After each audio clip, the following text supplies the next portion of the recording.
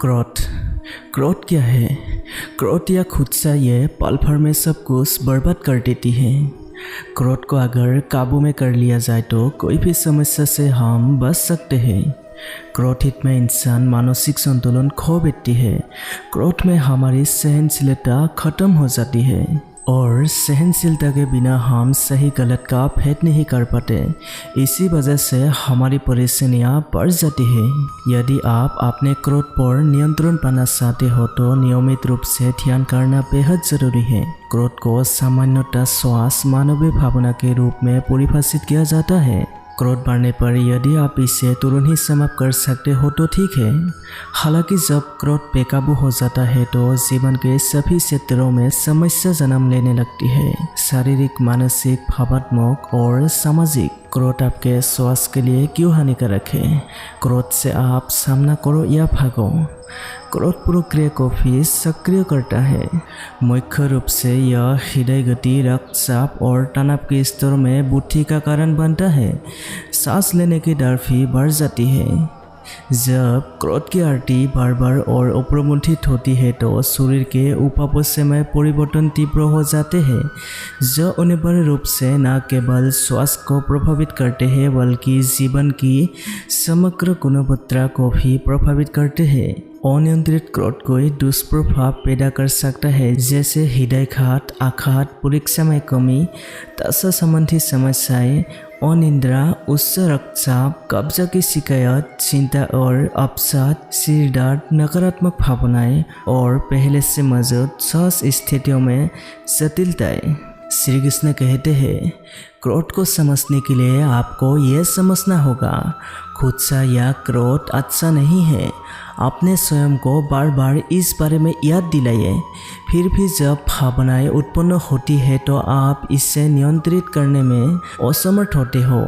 जब आप बच्चे थे तो आपको गुस्सा न करने के लिए सिखाया जाता था, लेकिन गुस्से को कैसे नियंत्रित करें या कम करें यह नहीं सिखाया गया। गुस्सा हमें क्यों आता है? अक्सर जब हम अपने आसपास अपूर्णता देखते हैं तो हम इसे स्वीकार नहीं कर पाते। उदाहरण स्वरूप, किसी के कुछ गलत करने पर हमारा गुस्सा एक तरंग की तरह उठता है और हमें कंपित कर जाता है और कभी कभी हमें बाद में पश्चाताप भी होता है। जब हम क्रोधित होते हैं तो हम होश खो बैठते हैं। पहला स्तर यह महसूस करना है कि क्रोध कभी भी कमियों को दूर नहीं कर सकता है। हमें यह समझने की ज़रूरत है कि जब हम परिस्थिति को स्वीकार करने में सक्षम होते हैं तभी हम इसे हास्यपूर्वक सुधार सकते हैं। क्या आपने कभी देखा है कि कुछ दिनों में आप शांत और आराम महसूस करते थे, जबकि दूसरे दिनों में आप बेचैन रहते हैं? ऐसा इसलिए होता है क्योंकि आप जो खाना खाते हैं वो आपके मन और भावना को बहुत प्रभावित करता है। कुछ प्रकार के भोजन में और शरीर में बेचैनी और तनाव लाते हैं। इस प्रकार के भोजन में मुख्य रूप से मांसाहारी, मसालेदार और तेलीय भोजन सम्मिलित है। उन दिनों में जब आप प्रतिक्रियाशील महसूस कर रहे हैं, इस तरह के भोजन से बचें और स्वयं को निरीक्षण करें। संभावना है कि आप भीतर बदलाव पाएंगे। क्रोध को और समय के साथ भावनाओं की तीव्रता कम करने के लिए स्थायी तरीकों में से एक स्वास्थ्य भोजन करना बेहद ज़रूरी है। आप कैसा महसूस करते होंगे जब आप गहरा विश्राम नहीं किया है? क्या आप अधिक बार गुस्सा करने लगते हो? आपके शरीर में थकान और बेचैनी के कारण मन में बोझ, तनाव और हलचल हो सकती है। हर दिन कम से कम आपको 6 से 8 घंटे की नींद लेना गुस्से को कम करने के लिए आवश्यक है, क्योंकि यह शरीर के साथ साथ दिमाग के लिए भी उचित विश्राम सुनिश्चित करता है। अच्छी नींद आपके क्रोधित होने की संभावना को कम करता है।